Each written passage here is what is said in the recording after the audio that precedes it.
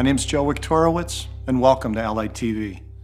As I'm sure you already know, there's a lot at stake when moving. Your valuable possessions, memories, and the money you'll be spending all come to mind when planning that big day. While most moves go smoothly, accidents may occur where items may be lost or damaged. While the moving company is liable for those lost or damaged goods, there are different levels of liability applicable to your mover. You will choose the level of liability by selecting valuation coverage. In this video, we will outline different valuation options, as well as some actions that may limit your mover's liability. So what are your options when it comes to valuation and limiting your mover's liability? Well, you have two. The first option is known as full value protection. If you opt for full value protection, your mover is responsible for the replacement value of lost or damaged items that are unable to be repaired.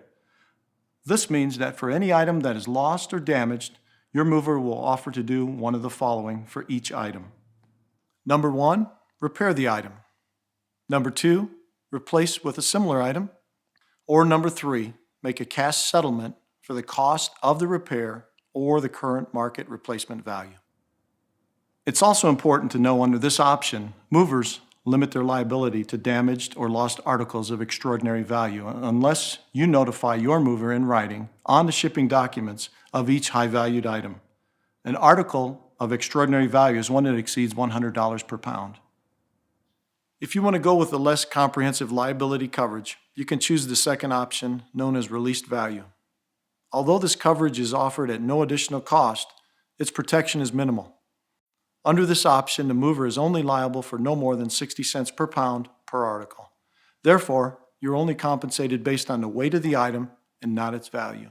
It's crucial to note that if you do not waive full value protection coverage in writing, federal regulations require your mover to provide you with full value protection, and you will be billed for the coverage.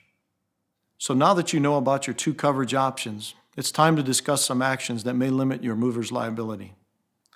Action number 1. Packing dangerous, hazardous, or perishable items without your mover's knowledge. Packing items that fall under these categories is ultimately your responsibility and not covered under any type of valuation or coverage. Be sure to check with your moving company if you're not clear on what constitutes a dangerous, hazardous, or perishable item. Action number 2, packing your own boxes. If you don't pack them correctly and your items end up broken, it will be harder to establish your claim against the mover. If you insist on packing your own boxes, make sure you do some research on how to properly pack items, especially unusually shaped and fragile items.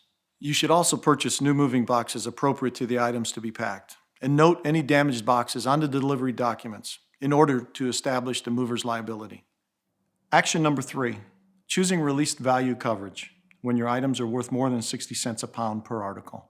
Although damages are usually rare, it's better to be safe than sorry when it comes to moving your items. When you know your valuables are worth more than 60 cents a pound, save yourself the hassle and go with full value protection.